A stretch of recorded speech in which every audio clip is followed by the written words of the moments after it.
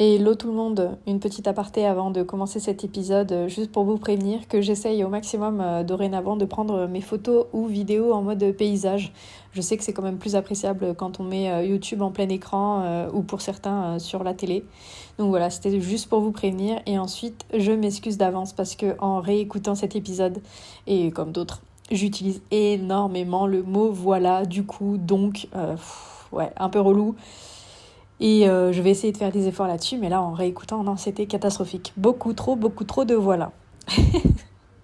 Je m'en excuse, et en attendant, je vous laisse écouter tout ça. Sawadika. Ce mot me bute. Pour dire bonjour en Thaïlande, c'est sawadika. Et quand on est une femme, on finit par ka. Et quand on est un homme, on finit par krab. Un truc comme ça, bref. Et en Thaïlande, du coup, bonjour, ça se dit comme ça. Et pour dire merci, c'est kapongka. Et la dernière fois, chose gênante, j'ai inversé les deux. Donc quand j'ai eu mon massage des pieds, pour dire merci, j'ai dit bonjour. Donc c'était gênant, mais bon, c'est pas grave, c'est comme ça. Quand on arrive dans un nouveau pays, moi en plus, je fais toujours l'erreur, je confonds les deux. Et puis au bout d'un temps, bah, ça rentre, hein. Là, le mémo que je me fais, du coup, c'est me dire, pour dire bonjour, c'est salut. Donc salut, ça commence avec un S, donc sawadika. Bref, voilà, vous connaissez les problèmes de ma vie actuelle. En attendant, j'espère que vous allez bien. Moi, ça va. Je suis actuellement à Chiang Mai depuis pas mal de temps. Franchement, j'aime beaucoup cette ville. En plus, j'ai trouvé un petit hôtel pépite, vraiment au calme, avec tout ce qu'il faut dans la chambre. J'ai la bouilloire, un frigo, le calme. Je suis au dernier étage. J'ai aucun vis-à-vis de ma fenêtre. J'ai la clim, j'ai la télé. Non, vraiment, parfait. Au top. Il y a même un petit rooftop sur lequel je me suis fait un lever de soleil hier. C'était vraiment très très beau. Et il faisait frais.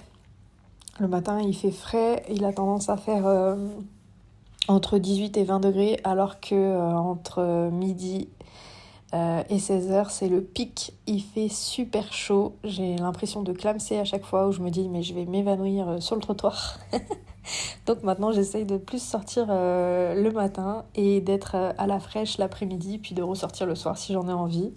Mais voilà, faut trouver ce qui convient à chacun. Et j'avoue qu'en tout cas, il fait bien chaud en Thaïlande. En tout cas, la dernière fois que je vous ai parlé, du coup, j'étais arrivée à la frontière thaïlandaise. Et du coup, j'ai partagé un tuk-tuk pour aller au centre-ville qui était Chiang Kong. Dans le tuk-tuk, j'étais avec deux Chinoises. Qui, elles, avaient déjà réservé leur hôtel.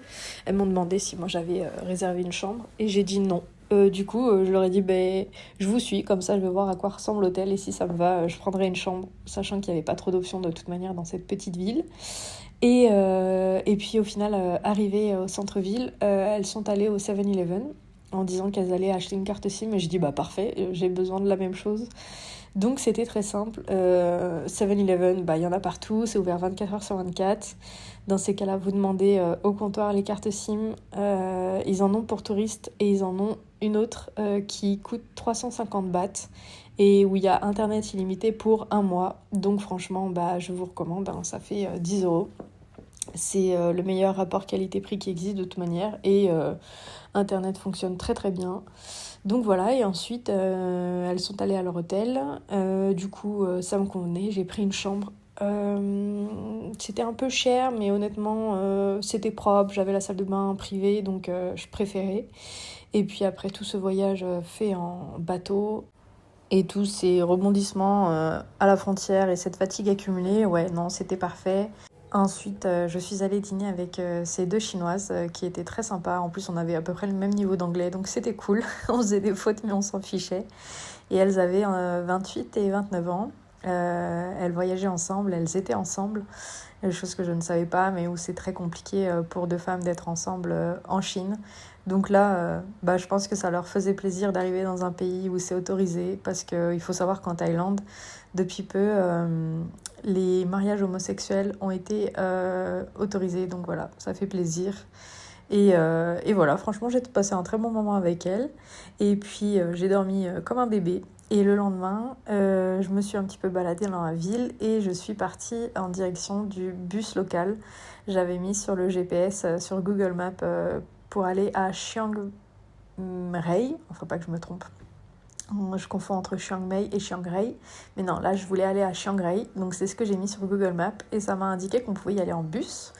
Donc, j'ai suivi cet itinéraire. Et arrivé là-bas, j'ai vu les vieux bus locaux. Et j'ai adoré. Franchement, je kiffe quand c'est des vieux trucs comme ça qui roulent encore et tout.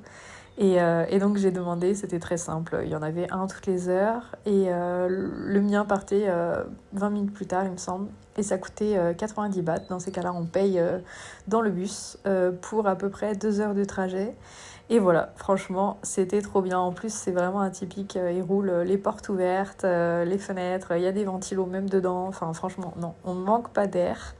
Et j'ai vu des paysages magnifiques et puis je sais pas, même la déco intérieure, j'ai kiffé. Donc voilà, c'était super comme premier transport en Thaïlande. Et arrivé à Chiang Rai, du coup, on arrive directement dans la bus station dans le centre-ville, donc c'est pratique, il y a tout à dispo, on n'est pas éloigné du centre à pied quoi. Et très belle gare, il y avait des peintures partout, très colorées, donc non vraiment bon ressenti et j'avoue que j'avais du coup réservé sur Agoda et honnêtement en étant en Thaïlande je trouve qu'il y a beaucoup plus d'offres sur Agoda que sur Booking et à des prix bien plus intéressants aussi parce que parfois je les ai sur les deux sites, les hôtels, mais le prix n'est pas du tout le même, donc plus intéressant sur Agoda. Et là j'avais réservé une espèce de petite cabane individuelle mais en ciment, pas en bois, donc ça évite les insectes à l'intérieur et puis un peu mieux insonorisé, même si bon, la fenêtre c'est une fenêtre comme on en voit beaucoup en Asie du Sud-Est parfois, plus en Thaïlande et en Malaisie d'ailleurs. Mais voilà, ça faisait très bien l'affaire. Donc nickel, et puis voilà, j'ai profité de cette ville Chiang Rai. J'y suis restée 2 nuits, 2 ou 3 nuits, je ne sais plus exactement. Et voilà, j'ai vu le temple bleu, c'était très très beau. On voit que c'est du récent. Euh, Maintenant, ça reste très joli. Mais du coup, j'étais étonnée parce que du coup, c'était pas payant l'entrée. Mais à côté de ça, j'ai pas souhaité faire le temple blanc qui lui était plus éloigné et où l'entrée est à 100 bahts, il me semble. Je pense que c'est un très beau temple aussi, mais voilà, comme c'est des choses assez récentes, on a plus l'impression que c'est du Instagrammable que spirituel. Je sais pas, après voilà, c'est mon ressenti, mais du coup j'ai pas souhaité faire le blanc, le bleu était très beau et ça m'a suffi.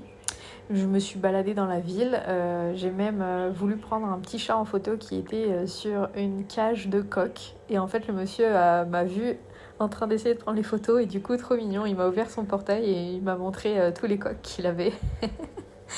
Et du coup, j'en ai profité voilà, pour prendre une belle photo. Mais en tout cas, ouais, premier ressenti avec les Thaïlandais, vraiment très gentils, très souriants. En tout cas, dans le nord du pays, là, j'apprécie. Alors qu'il y a 2 ans, j'étais venue visiter le sud du pays. Depuis la Malaisie, j'avais visité Phuket et Krabi. J'avais fait aussi une excursion en bateau pour voir Koh Phi Phi, Maya Bay, tout ça là. Mais j'avais pas du tout aimé parce que beaucoup trop touristique tous ces endroits et les seules interactions que j'avais eues avec les Thaïlandais locaux c'était massage ou tuk-tuk, voilà. Donc non, là vraiment dans le nord de la Thaïlande je kiffe, que ce soit au niveau des paysages ou des ressentis avec les locaux et voilà, ça fait plaisir. Et du coup, après, j'ai voulu me renseigner à la bus station pour aller jusqu'à Chiang Mai. Et donc, on m'a indiqué un bus, mais qui allait directement, un gros car. Et moi, j'ai dit non, mais je voudrais prendre les bus locaux. Et dans ces cas-là, elle m'a dit ok, bah tu vas à la plateforme 8, tu montes dans le bus, tu payes dedans. Et après, il y aura un changement à faire. Voilà. Donc, c'était assez approximatif, mais j'ai dit ok, cool. Donc, je suis montée dans le bus. Et dans le bus, j'étais la seule occidentale. Donc au début, je me suis dit, est-ce qu'on est sûr? Est-ce qu'il y aura vraiment un changement pour pouvoir aller à Chiang Mai ensuite? Et puis au final, en fait, il y a d'autres occidentaux qui sont montés dans le bus. Mais eux, en fait, se sont arrêtés au Temple Blanc. Parce que ce bus, il menait, en tout cas, il avait l'arrêt proche du temple. Et ensuite, j'étais la seule occidentale dedans avec les autres locaux. Et la dame, au bout d'un temps, celle qui fait payer les billets à bord, elle m'a vue. Elle m'a dit mince, on t'a oublié? Est-ce que t'as oublié de descendre? J'ai dit non, je vais au terminus jusqu'à Maekachon. Et elle m'a dit ah ok, ouf, heureusement, j'ai eu peur, j'ai cru qu'on t'avait oublié. Donc on a rigolé toutes les deux et elle m'a dit ok donc tu vas au terminus et après tu prends l'autre bus pour aller jusqu'à Chiang Mai et j'ai dit oui c'est ça. Donc voilà. Enfin, je vous dis ça, mais c'était approximatif, plus en langage des signes avec quelques mots, hein, parce elle parlait pas trop anglais. Mais non, c'était drôle. Et arrivé du coup à Mai Cachan, on est arrivé vers 16h30, 17h, je sais plus. Elle m'a dit il y a encore le dernier bus, le Yellow Bus pour aller jusqu'à Chiang Mai. Et au final, je lui ai dit ok, merci, c'est gentil. Mais arrivé là-bas, j'avais remarqué une petite pancarte où il y avait écrit Homestay. Et j'avais regardé un petit peu aussi sur internet, il y avait quelques autres hôtels à proximité bon, qui étaient un petit peu chers, mais je me suis dit pourquoi pas. Et j'avais envie de m'arrêter dans cette petite ville. Donc voilà, c'est ce que j'ai fait. Je suis arrivée là-bas, je suis allée me renseigner à la homestay. Et là, en fait, c'est un petit monsieur qui m'a accueillie et qui m'a dit oui, pas de souci, c'est 400 bahts la nuit. Donc c'était raisonnable vraiment. Et en fait, quand il m'a montré, c'était des chambres sur pilotis.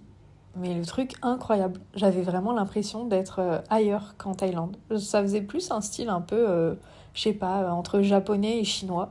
Mais j'ai grave kiffé. Et en plus, c'est un monsieur qui collectionne beaucoup de choses, que ce soit des jouets ou des anciens articles. Donc vraiment, ça faisait limite entre musée et antiquité. Et donc j'ai adoré, donc j'ai passé je ne sais combien de temps à regarder, à prendre des photos et tout.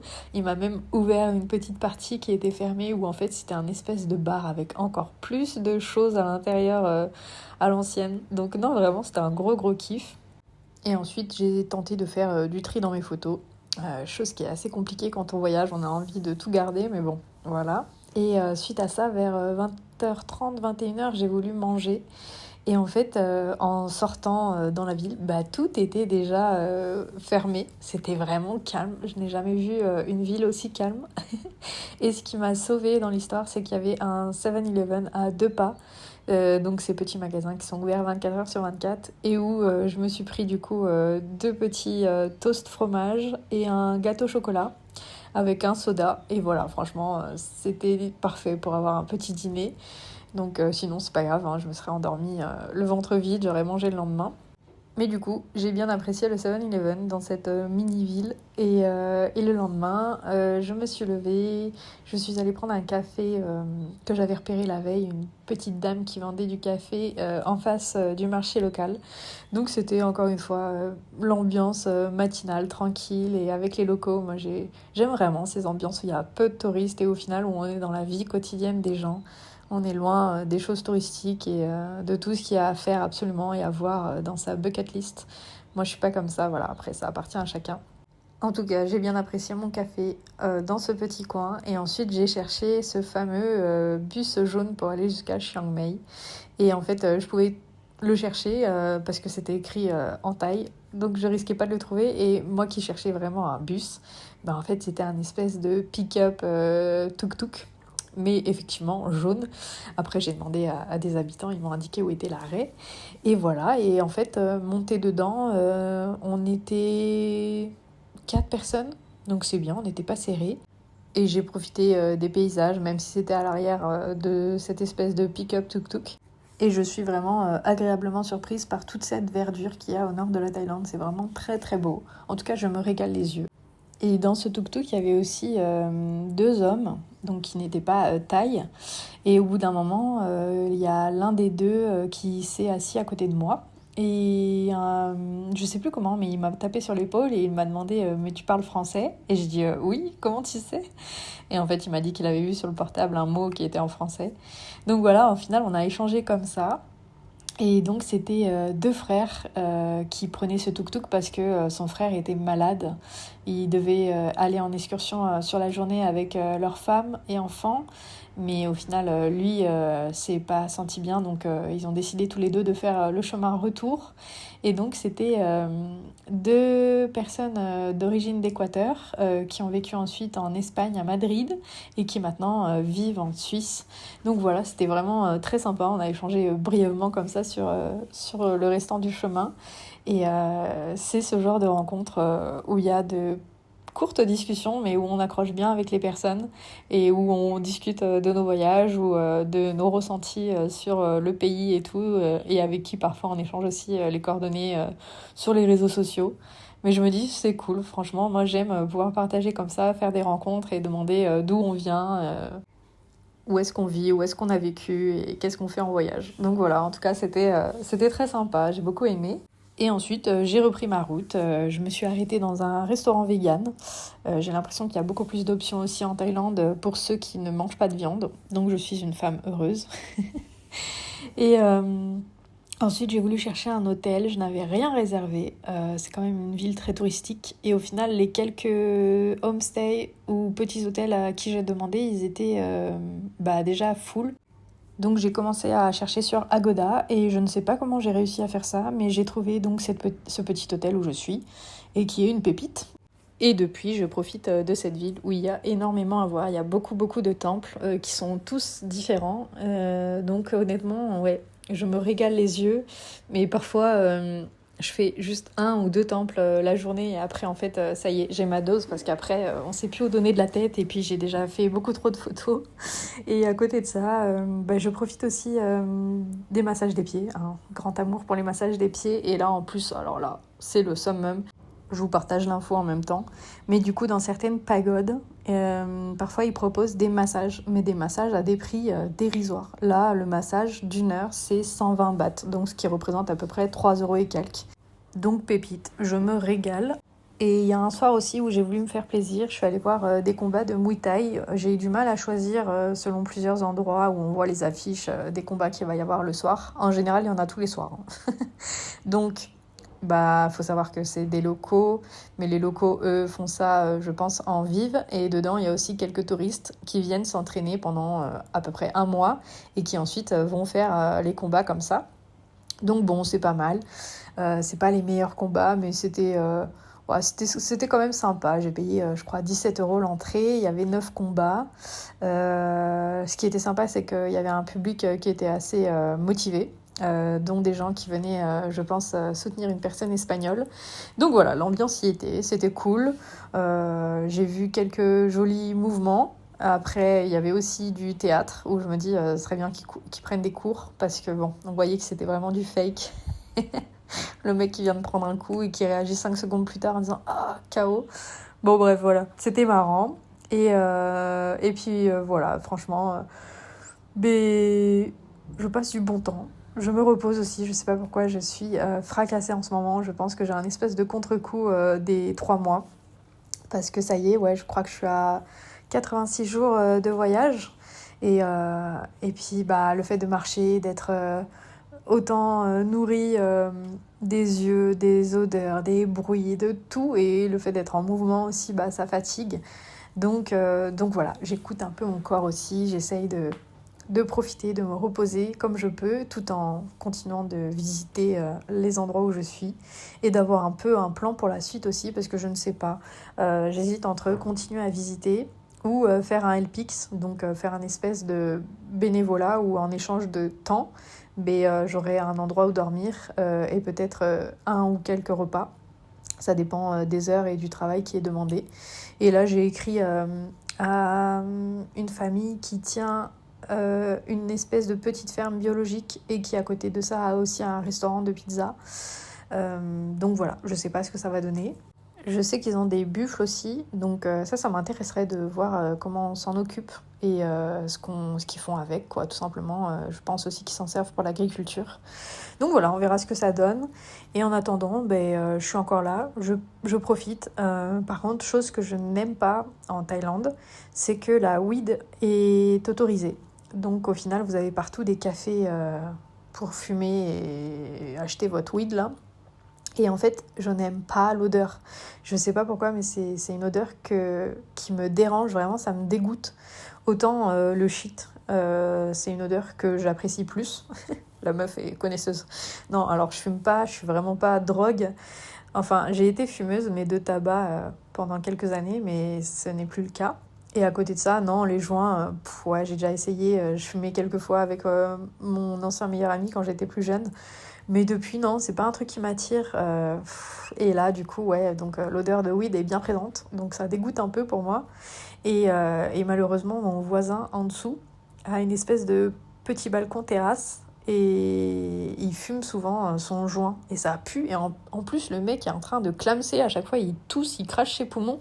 Dans la tête, je me dis, bah, gars, arrête de fumer ça. Arrête de fumer tout court. Ça me permettrait de ne plus avoir cette odeur dans les narines. Mais bon, voilà, c'est une aparté. Et à côté de ça aussi, je vous avais dit que je ne voulais pas prendre de scooter. Et la dernière fois, j'ai dîné avec un mec parce qu'on était installés à la même table sur le restaurant. Et donc, c'était un homme qui venait d'Australie. Et je sais pas après s'il travaille ici ou s'il était juste en voyage. Mais il avait un espèce de pansement au bras. Et je lui ai demandé ce qu'il avait. Et en fait, il m'a montré. Il était écorché, mais sur tout le bras, il y avait des croûtes, mais horribles. Ouah. Et en fait, il s'est gamellé tout seul en scooter. Donc voilà, encore une preuve que moi, c'est pas quelque chose qui m'attire. Mais à l'inverse de ça, pour certains déplacements, j'avoue, c'est pas ce qu'il y a de plus safe, mais de faire appel à un Grab, donc un scooter taxi là, pour pouvoir me déplacer à une certaine distance. Mais je me dis, ok, bon, dans ces cas-là, les gars, c'est leur métier, ils savent ce qu'ils font, ils sont vraiment prudents. Et voilà, donc ça m'est arrivé 2 fois jusqu'à maintenant d'être passagère sur un scooter. Évidemment, j'ai le casque, c'est juste le reste où c'est pas très safe parce que du coup je suis en habit de tous les jours et en tongs, voilà. Mais non, mais à côté de ça, franchement, ils sont très prudents. Ils connaissent la façon de conduire, ils connaissent aussi la route. Donc en tout cas, je me suis sentie sur ces 2 fois en confiance et j'ai vraiment apprécié les voyages que j'ai pu faire comme ça en scooter. Ça m'a rappelé les époques plus jeunes où mon voisin, qui était du même âge que mon père à peu près, m'emmenait en scooter pour faire des balades dans la ville. Donc voilà, ça m'a rappelé ça et c'était des bons moments et je passe vraiment des bons moments en Thaïlande. Donc voilà, en tout cas, j'avais beaucoup de choses à vous raconter dans cet épisode parce que ça faisait un moment que j'avais pas parlé. Ça fait depuis que je suis arrivée en Thaïlande et je suis arrivée le 8 février et là où je vous parle, on est le 18 ou 19 février. Donc ouais, voilà, en tout cas, en attendant, je vous fais des bisous, prenez soin de vous et je vous dis à la prochaine. Ciao!